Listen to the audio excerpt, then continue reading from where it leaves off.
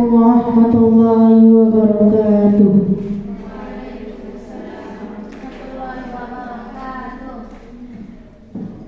Pertama-tama marilah kita panjatkan puja dan puji syukur kita kehadirat Allah Subhanahu wa taala yang telah memberikan kita kesempatan kesehatan sehingga kita dapat berkumpul di tempat musalla yang mulia ini.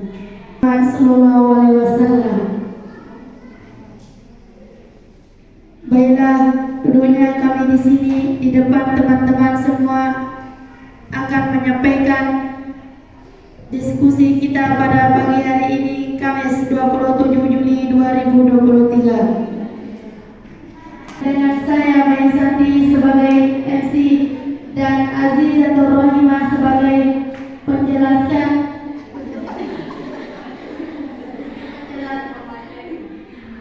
pemateri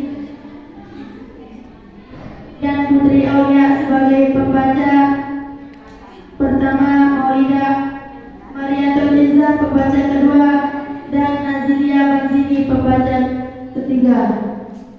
Marilah kita buka diskusi ini dengan sama-sama melafazkan Al-Basmalah.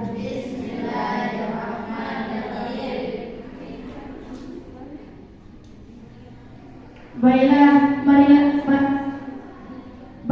marilah kita mendengarkan pembaca yang pertama akan disampaikan oleh saudari Putri Aulia dan langsung dijelaskan oleh saudari Azizatul Rahimah. Kepada waktu dan tempat disilakan.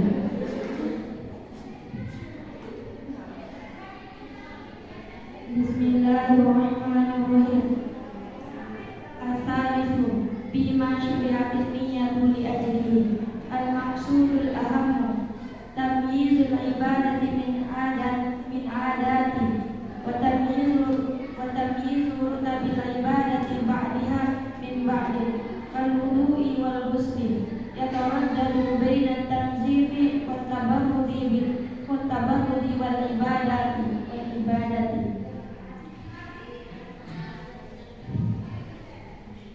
Mengapa niat disyariatkan? Maksud terpenting disyariatkan niat adalah untuk membedakan antara ibadah dan adat, serta membedakan antara tingkatan sebagian ibadah dengan yang lainnya.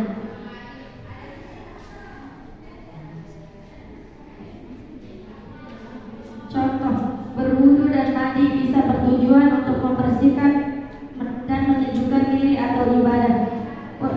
Wal imsaki anil muttirat qad yakunu lil humayyati wat tadawi wal adamin hajati ilaihi. Menahan diri dari hal-hal yang dapat membatalkan puasa seperti makan dan minum bisa bertujuan untuk penjagaan, pengobatan ataupun tanpa tujuan keperluan apa-apa. Wadahul mali lil ghairi qad yakunu hibatan awli gharadin dunyawiyyin wa qad yakunu qurbatan kazakati wal zakati wal kafarati. Memberikan harta kepada orang lain bisa bertujuan hibah atau tujuan dunia, atau terkadang bertujuan takarrub seperti zakat, sedekah dan kafarah.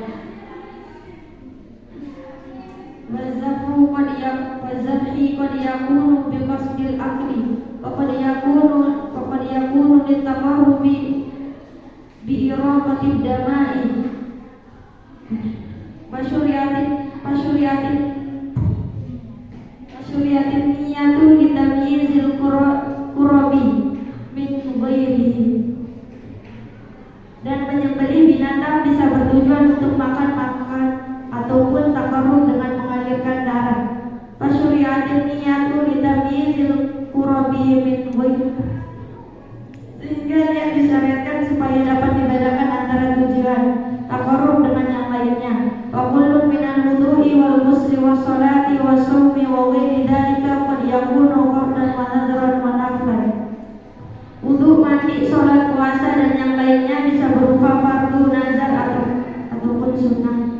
Wa tayammum qad yakunu 'anil hadathi aw 'anil janabati wa suratuhu wahidatun. Tayammum bisa bertujuan untuk menghilangkan hadas kecil ataupun jinabat, padahal pelaksanaannya sama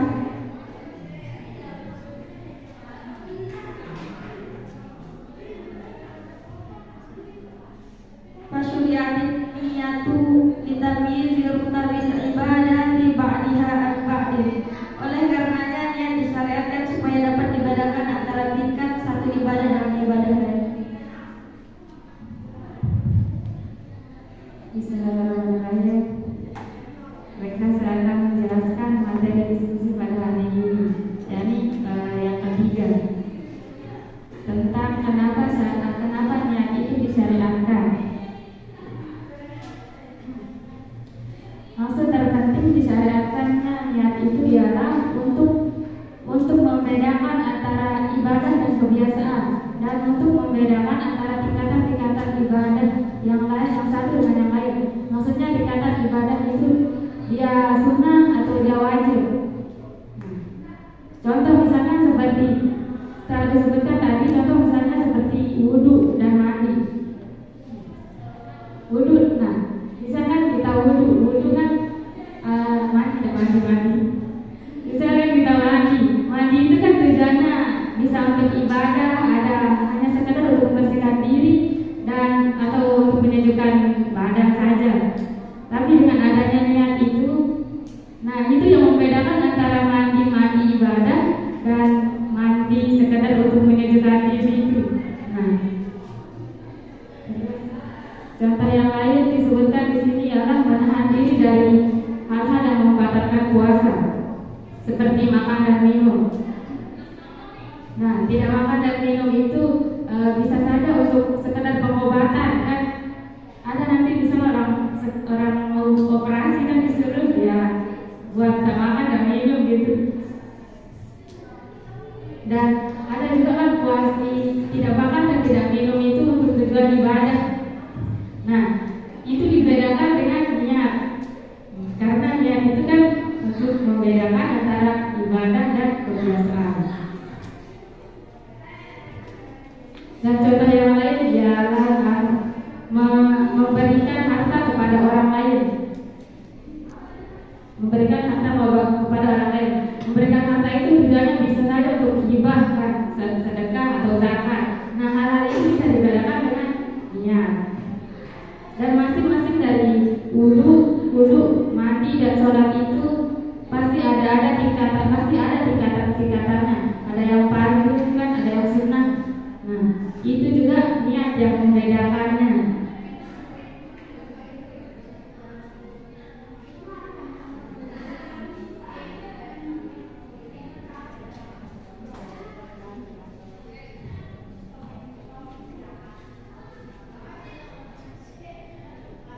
Dan pembaca yang kedua, Mariatul Izzah.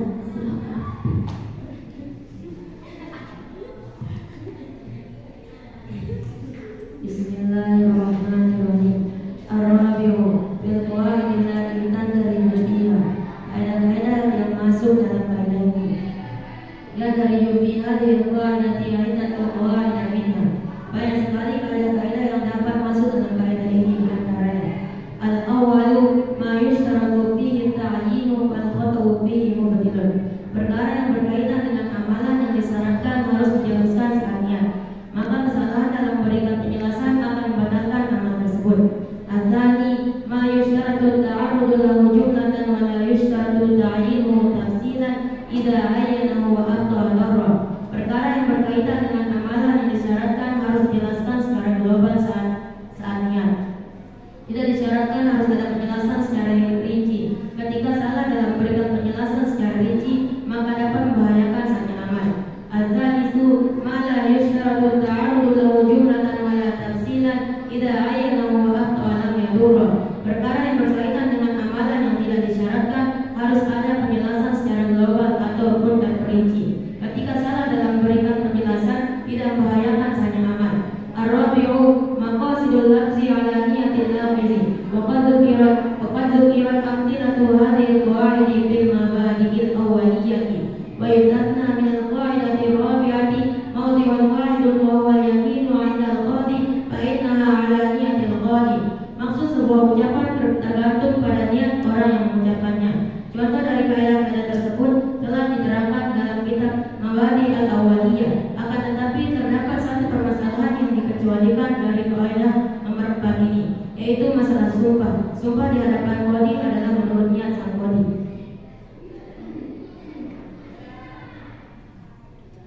Dan yang keempat tentang kaidah-kaidah yang masuk pada kaidah yang pertama, yaitu al-qawlul maqasidiyah.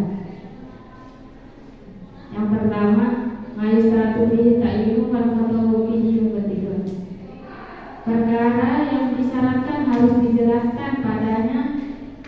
Perkara yang harus ada penjelasan padanya itu, apabila ada kesalahan padanya maka batal amalan itu. Contoh misalkan pada saat sholat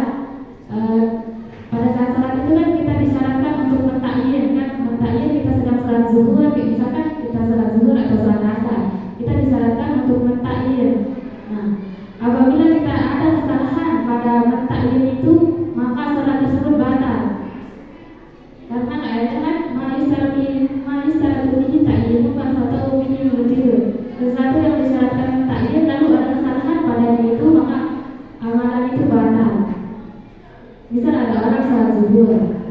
Dia di waktu zuhur, dia mau sholat zuhur, tapi niatnya itu saya niat sholat fardu asar ya, dia padahal waktu zuhur, maka sholatnya itu batal. Terus yang kedua, maya secara tertaruh lahu jumlatan walai secara tertakimu tafsiran tidak ayanahu afta'adaro. Perkara yang disyaratkan harus ada penjelasan secara umum dan tidak disyaratkan mentakyid secara terperinci. Apabila seseorang itu mentakyidnya lalu ia salah, maka batal. Contohnya misalkan menentukan pada saat salat berjamaah, kan kita disyaratkan hanya untuk niat, kita disyaratkan untuk hanya berniat mengikuti imam, bukan mentakyid siapa yang jadi imam. Makanya misalnya ada orang yang berjamaah, terus saya niat salat fardu zuhur mengikuti imam si Ahmad misalnya bilang, tapi yang jadi imam itu si Ali, maka salatnya batal karena kan tidak ada persyaratnya, tidak ada karena takyid itu tidak disyaratkan. Yang disyaratkan kan cuma penjelasan secara umum. Jadi yang penting kita ikutin imam gitu. Terus yang ketiga, majus syaratu ta'arud lahu jumlatan wala tafsila tidak ayanahu afta'alam yadurra. Dan perkara yang tidak disyaratkan harus ada penjelasan secara global ataupun terperinci. Ketika ada kesalahan dalam memberikan penjelasan, maka tidak membatalkan. Misalkan seperti ada orang dia sholat, dia tentuin tempat dia sholat. Misalkan saya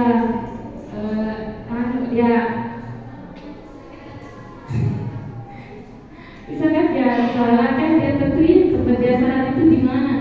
Saya niat sholat fardu zuhur di musola ya bilang, tapi sebenarnya dia di masjid, maka tidak batal sholatnya karena kan dia tidak disyaratkan untuk menjelaskannya, kan tidak disyaratkan untuk menjelaskan secara global ataupun secara rinci. Terus kaidah yang keempat, maka sedelaksi adanya dalam gizi. Tujuan satu ucapan itu sesuai tergantung niat orang yang mengucapkan. Misalkan kan ada orang nama istrinya itu Tolik nama istrinya. Terus dia manggil istrinya Tolik, tapi niatnya itu bukan untuk mentalak, tapi dia sekedar manggil namanya doang, maka talaknya tidak jatuh. Atau bisa dia memanggil Tolik gara-gara dia mau talak, maka talaknya juga jatuh. Karena kan dia tergantung niat orang yang melapaskan. Nah, lapas itu tergantung niat orang yang melapaskan. Akan tetapi kaidah yang keempat itu tidak masuk pada perkara sumpah di hadapan seorang hakim. Maka yang dipandang itu adalah niat si hakim. Misalkan ada hakim terus ada pelaku pembunuhan. Terus si hakim ini suruh si pelaku pembunuhan itu bersumpahlah kamu sudah membunuhnya, misalnya kamu sudah membunuhnya. Si hakim itu niat orang yang ini, misal kamu udah sana. Misalnya si hakim itu kan niatnya bersumpahlah kamu sudah membunuh orang yang ini, dia bersumpahlah kamu sudah membunuh dia. Terus si pelaku ini dia bilang, aku bersumpah saya tidak membunuhnya. Nyanya si pelaku ini orang lain tujuannya. Nah, tapi kan si hakim itu tujuannya si ini, gitu. Maka yang dipandang itu pada masalah ini yang dipandang itu niatnya si hakim. Walaupun si pelaku itu dia bersumpah niatnya tapi buat orang lain, saya tidak membunuh orang lain itu, tapi padahal sebenarnya dia bunuh orangnya itu. Nah gitu. Maka yang dipandang itu sumpah si hakim. Apabila dia berbohong, jadinya si pembunuh itu berdusta, dia wajib kafarat jadinya orang itu, karena kan yang dipandang itu niatnya si hakim.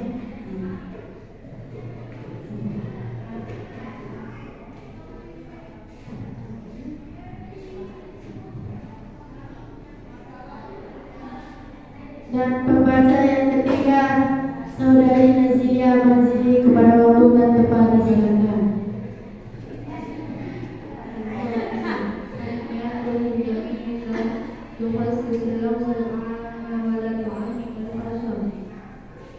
Ia dalam sumpah bisa mengkhususkan lafaz khusus, lafaz umum, dan tidak bisa mengumumkan lafaz khusus. Faman halafa biqawlihi la ukallimu ahadan wa nawazaidan kasuru alaihi. Contoh seseorang bersumpah dengan menggunakan kata-kata saya tidak akan berbicara kepada siapapun, padahal yang maksud adalah kepada Zaid, maka sumpah hanya tertuju kepada Zaid saja.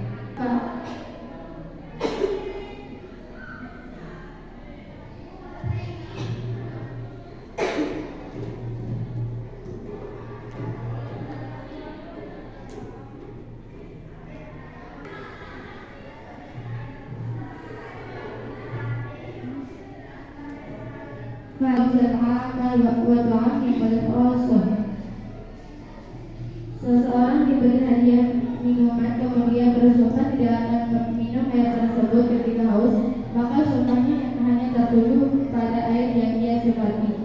Tidak dianggap melanggar sumpah apabila ia makan dan memakai pakaian pemberiannya, sekalipun ia berniat tidak akan mengambil manfaat sedikit pun darinya.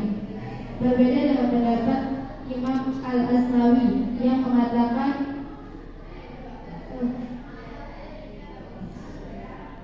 Imam Al-Asnawi yang mengatakan ia dalam sumpah bisa mengkhususkan lafaz umum dan bisa mengumumkan lafaz khusus.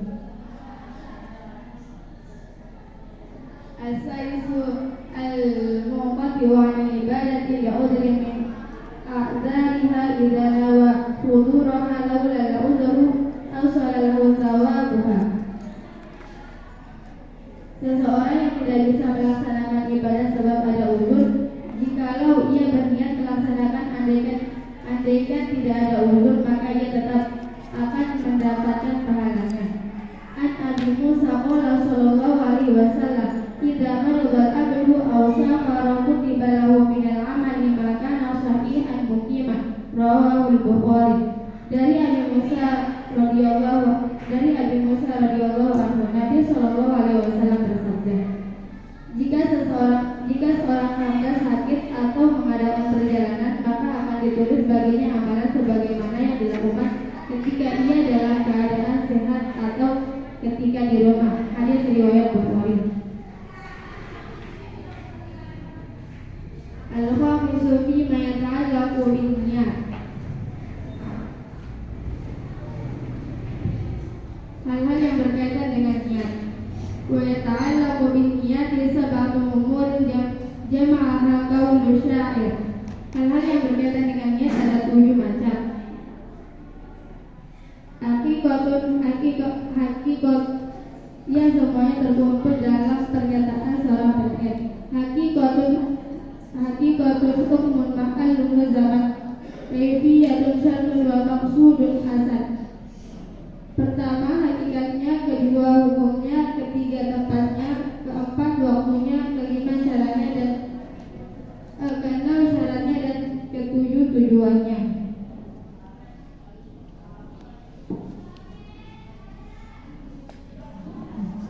Dan kaidah kelima yang berhubungan dengan kaidah al-umur muqasadihah, yaitu an-niyatu fil jam'i tukhassis al-lafzul am wala tu'amimul fasl.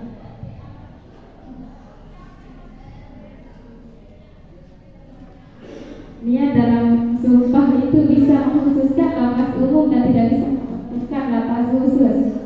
Contoh, seseorang bersumpah dengan menggunakan kata-kata saya tidak akan berbicara kepada siapapun, umum kan, tidak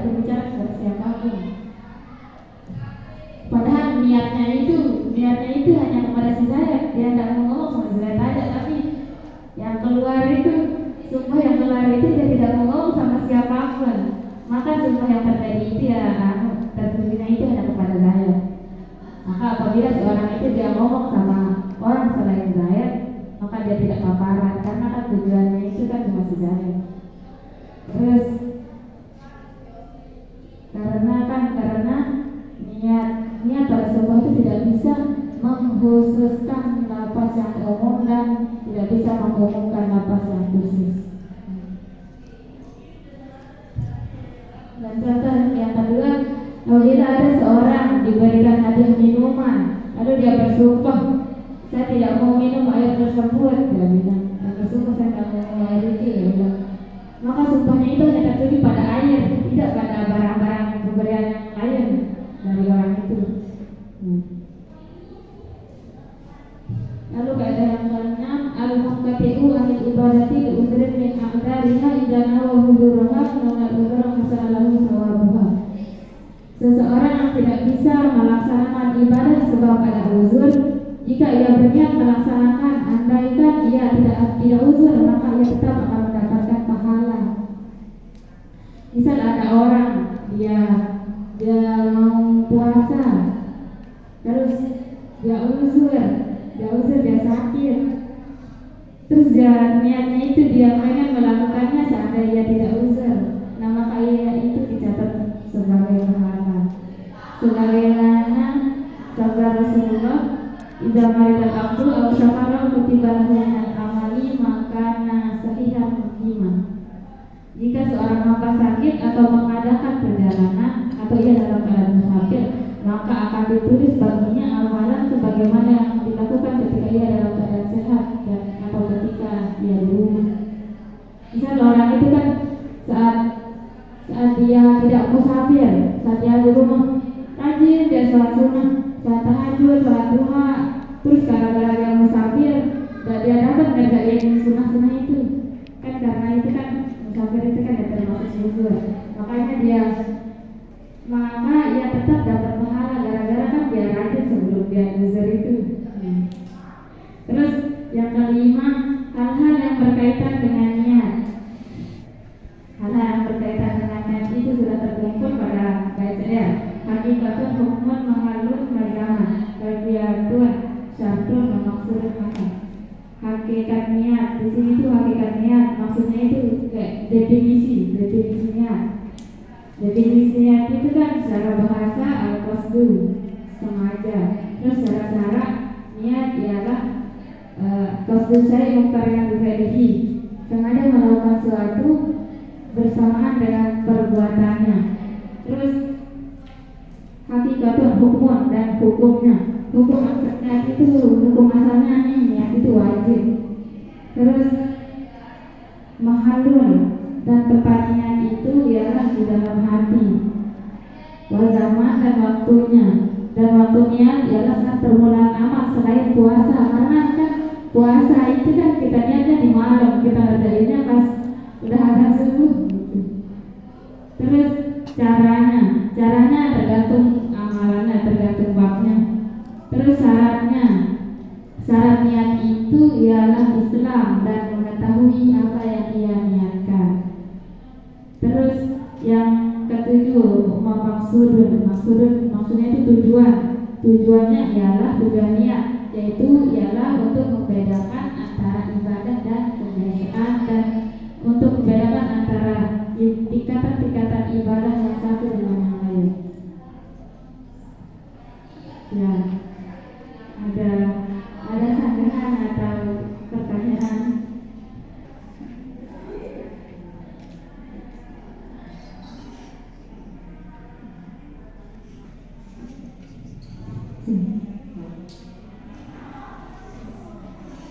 Assalamualaikum warahmatullahi wabarakatuh.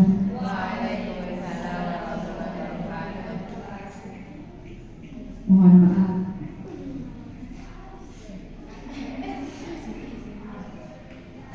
Sedikit mengoreksi penjelasan dari saudari Azizah. Tadi dia mengatakan bahwa niat menjadi makmum itu disyaratkan. Kan syarat niat itu hanya 3, qasad, ta'arud, sama ta'yin. Jadi tidak disyaratkan berniat menjadi makmum. Yang disyaratkan itu hanya saya berniat wajib, menyebutkan wajib atau sunnahnya, sama niat sholat zuhur, sholat asar atau sholat isya dan lain-lain. Sekian.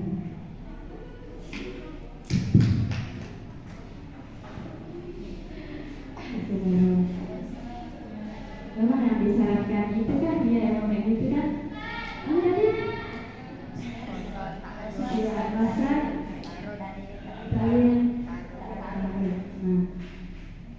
taruh kan itu kan di saat sholat sendiri. Tapi kalau kita berjamaah itu kan wajib kita niat mengikuti imam sebagai makmum.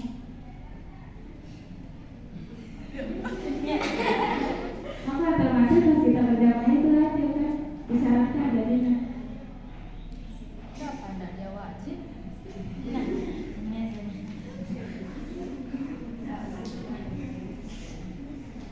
Saya pernah baca di kitab Fathul Mu'in bahwa syarat berjamaah itu mengikuti iktidau imam.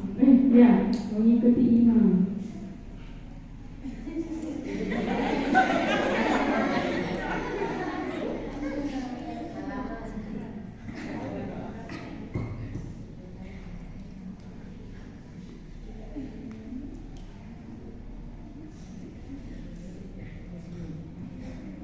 Assalamualaikum warahmatullahi wabarakatuh.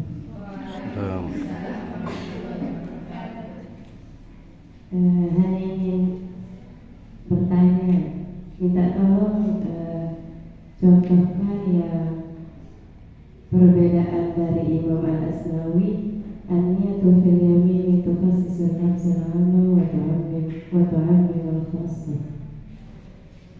Assalamualaikum.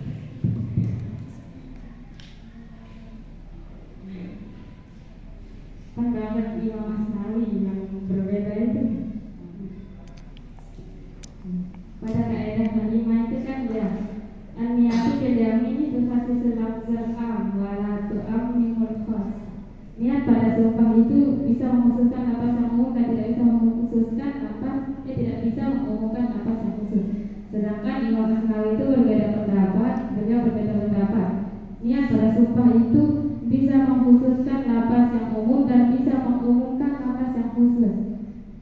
Nah, contoh dari niat pada sumpah mengkhususkan nafas yang umum kan sudah tadi disebutkan. Kayak ada orang dia bersumpah, saya tidak mau berbicara sama siapapun dari tapi niatnya itu kan buat satu orang kayak si Zayed dan dia bilang kan, maka yang betul itu hanya pada Zayed. Nah terus mengumumkan yang khusus, misalkan orang itu dia bersumpah, bisa di keluarga ini kan nama Hani itu banyak, nama Hani di keluarga ini. Terus dia bersumpah, orang itu dia bersumpah, saya bersumpah tidak mau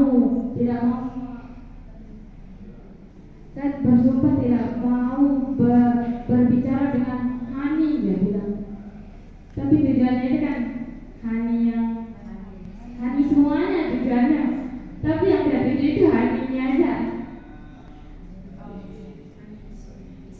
Menurut Imam Asnawi kan menurut Imam Asnawi bisa mengumumkan lafaz yang khusus. Hani itu kan yang khusus ini. Maka menurut Imam Asnawi itu bisa aja semuanya. Karena saya bersyukur tidak mau berbicara sama si Hani, dia bilang. Hani maksudnya itu semuanya, tapi yang betul ini aja. Maka menurut Imam Asnawi ini apabila dia berbicara orang itu sama Hani yang lain juga kafarat dia. Nah itu ya.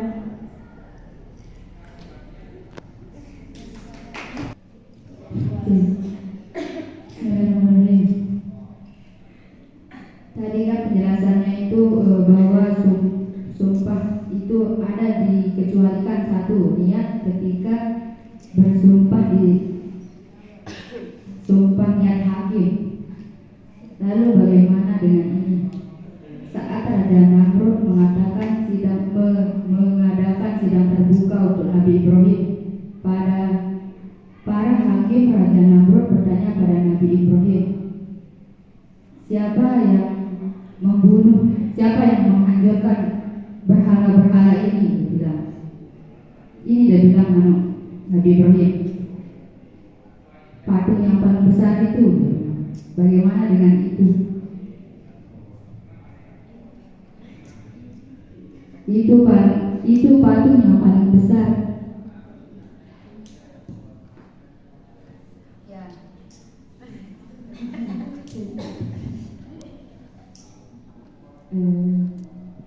Nabi Ibrahim ini kan dari yang bersumpah tadi. Dari yang bersumpah.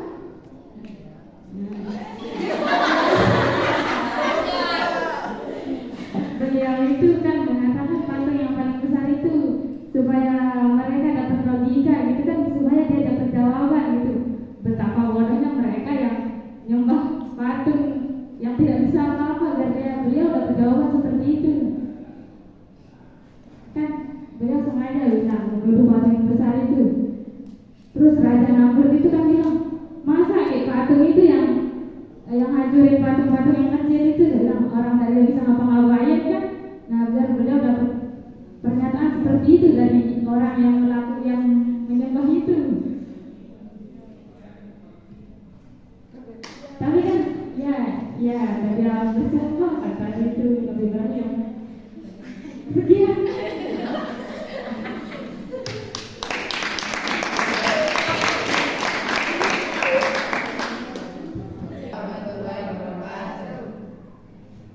Saya ingin bertanya tentang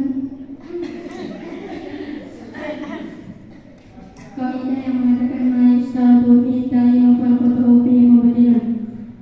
Perkara yang disyaratkan padanya penentuan, lalu dia salah dalam menentukan maka batal. Tapi misalnya kalau dia lupa,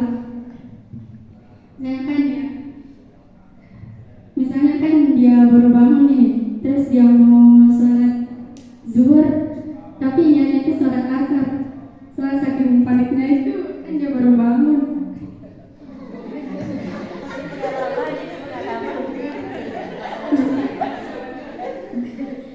Dia niat sholat asar dan ini sampai selesai. Terus pas dia selesai itu baru dia tahu kalau waktu itu waktu zuhur. Gimana?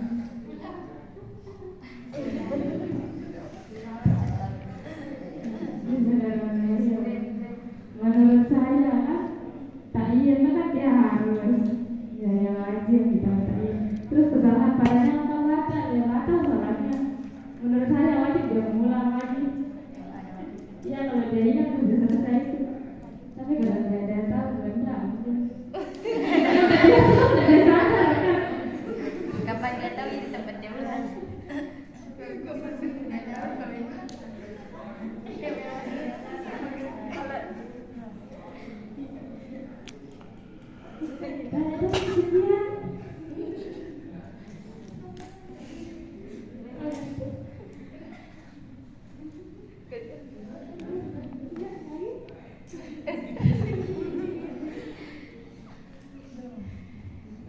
Mentakyir itu kan pada kaidah itu kan disyaratkan mentakyir. Lalu apabila sesuatu yang disyaratkan padanya mentakyir lalu ada kesalahan maka batal. Kan tadi itu zuhur, udah mentakyir dasar zuhur itu kan kewajiban kan itu. Terus apabila ia salah maka dia batal ya. Terus kan gara-gara dia sadar itu kan, terus nanti dia sadar setelah dia selesai, maka wajib dia mengulang. Ya.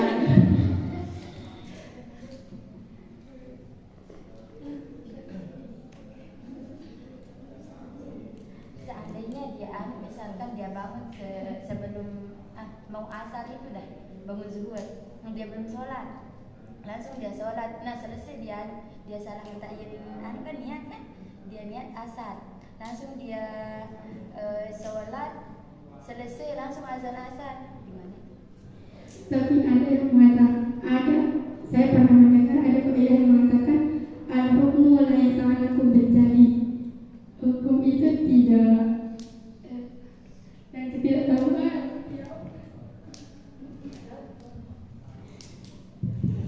Kan pada masalahnya ini kan dia tahu tapi kan dia wajib itu kalau kita letakkan zuhur itu wajib kan dia dah tahu ya sama orang itu bahwa letakkan antara kita salat zuhur dan asar tuh dia tahu hukum yang ini sama orang. Maka kalau dia udah ingat kan otomatis ulang gitu dia. Nah gitu. Gimana kalau dia langsung azan asar? Karena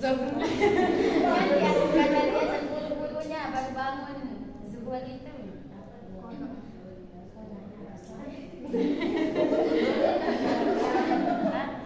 Kan dia sampai karena dia nggak sadar dia baru bangun dulu. Iya, terus dia langsung sholat. Masa apa kalau dia baru bangun langsung sholat mau asar.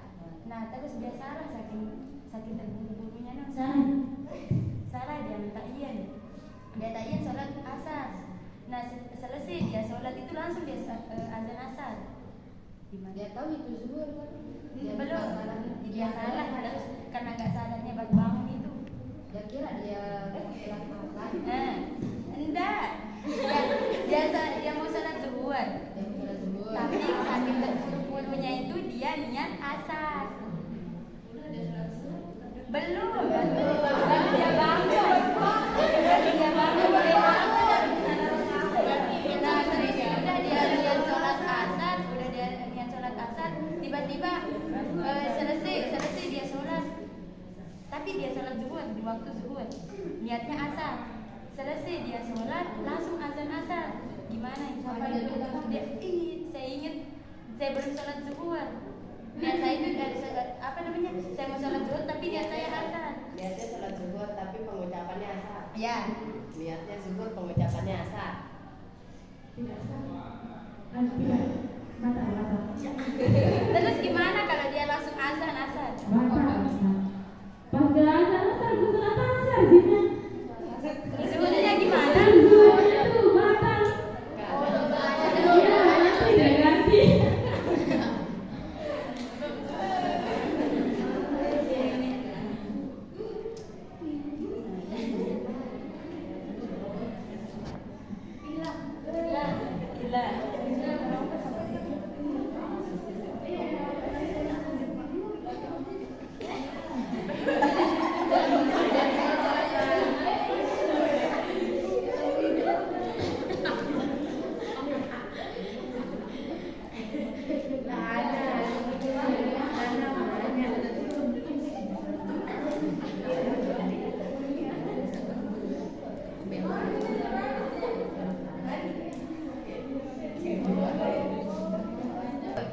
Niatnya zuhur, tapi pelapasannya yang salah. Asar dia bilang lapasin, tapi niatnya udah zuhur, tetap dia baca.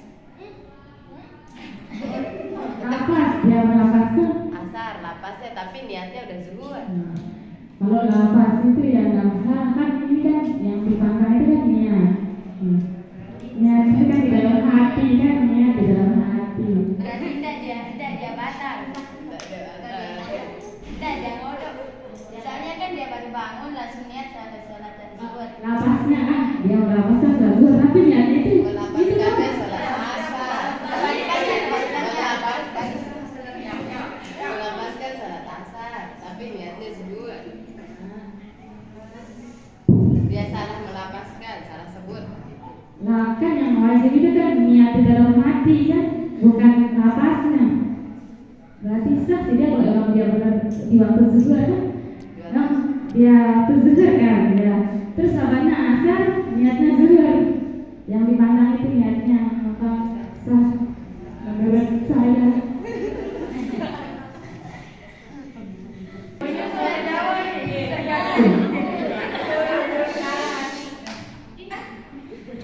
Saya mau nanya, apakah dia dapat dosa bohong atau enggak ini? Bagaimana jika ada seorang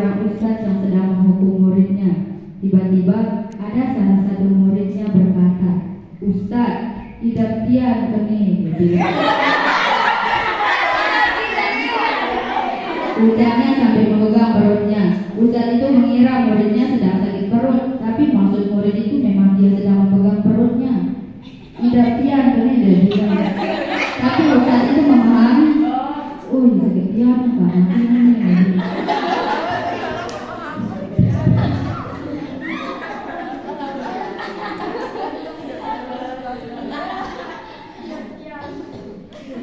Saya akan menjawab.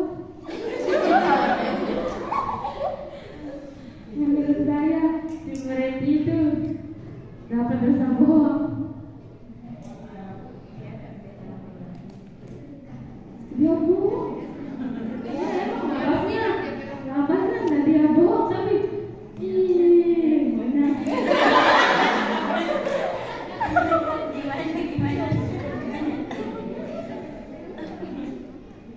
Iya, niatnya kan dia mau bohongin Ustaz itu. Dia ya niatnya bilang ida pian kene kan dia emang dia itu kan dia pasti dia tahu sama si murid itu kalau dia dikira sakit perut sama Ustaznya gara-gara dia bilang ida pian kene. Terus emang awalnya pasti itu murid itu jangan niat bohongin Ustaznya, berdosa dia mungkin. Lalu bagaimana dengan kasus yang pertama tadi ketika Kerajaan Namrud bertanya kepada Nabi Musa, ada berdosa atau tidak?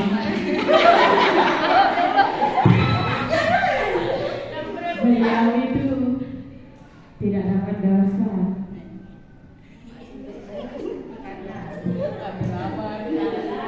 Beliau tidak dapat dosa karena kan dia dia berbuat dalam kebaikan, untuk kebaikan, bukan untuk kejahatan. Untuk menyadarkan. Lalu bagaimana ketika murid itu dia bilang tidak pian kene yang belajar ke atas ke berubahnya?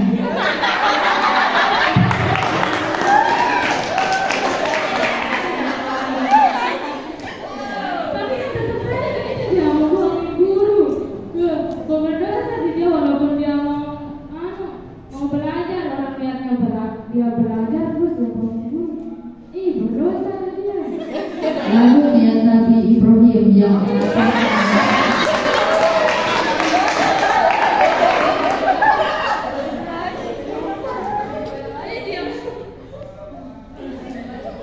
si murid ini dia kan baikkan kita lebih baik lebih afdal kita itu apa namanya sama guru daripada kita belajar sendiri. Tapi kalau dia belajar kan juga di atas. Misalkan kalau murid itu tidak dia belajar di sholat wajib, di sholat zuhur, di masuk zuhur itu bacaan Ustaz kan.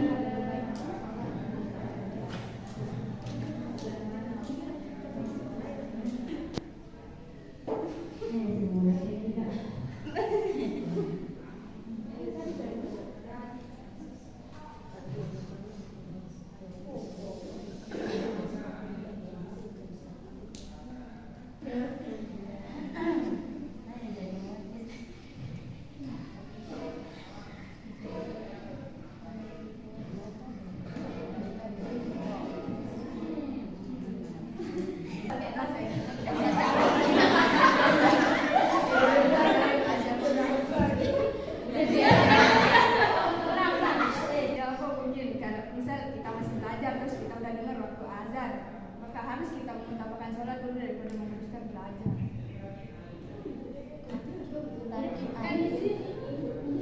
Maka ia kan boleh ya.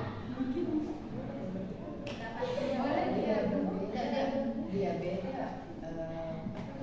Yang tadi masalah tentang Ibrahim sama masalah ini murid ini ya belum sholat ini kan, belum sholat.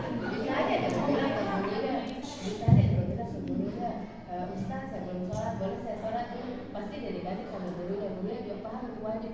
Sedangkan Nabi Ibrahim sengaja melakukan itu untuk menyadarkan kan, untuk menyadarkan umat itu. Kalau murid ini apa yang disadari, apa yang dia bakal Kembali lagi ke tadi kan nanya tentang niat. Dia nanya tentang niat. Iya. Terus kan lagi dia bedain kan bagaimana tentang Nabi Ibrahim yang menjawab pertanyaan itu.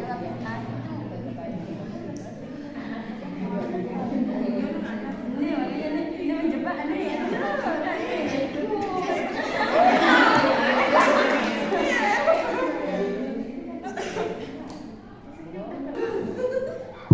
Ini kita bertiga bertanya. Kali bidah ini. Bidarnya ini dia niat kairulah ini 30 menit. Kairulah sebelum zuhur itu. Terus kalau losan itu biasa. Ketinggalan salah zuhurnya gimana itu deh?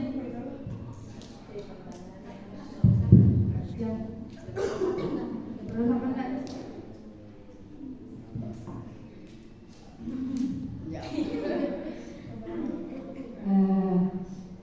Misalkan Baiklah tadi kan Baiklah. Misal ada orang itu yang dia terbiasa tidur sebelum waktu zuhur itu kan sebelum salat zuhur. Misal dia memang kebiasaan, tapi dia yakin dia bakalan bangun. Tapi dia yakin bahwa dirinya itu pasti dia bisa bangun karena kan emang dia ada kebiasaan. Itu hukumnya tidak dia makan. Tapi kalau memang dia biasa, dia terbiasa, terus dia tidur sampai dia ketinggalan, berdosa dia.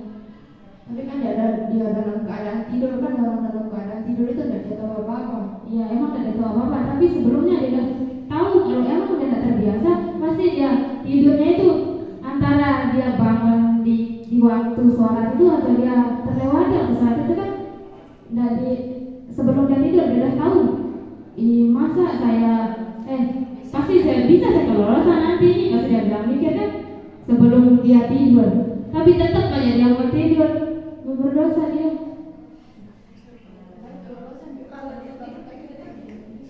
Ya dia tahu dirinya itu kan, ya emang kalau tidur itu kan tidak dia anak kan tidak tahu apa-apa, ya. Tapi kita pandang sebelum dia tidur itu, dia tahu mau waktu sholat kan, kenapa dia tidur? Ya kenapa dia tidur? Dia tahu dirinya belum melakukan kewajiban.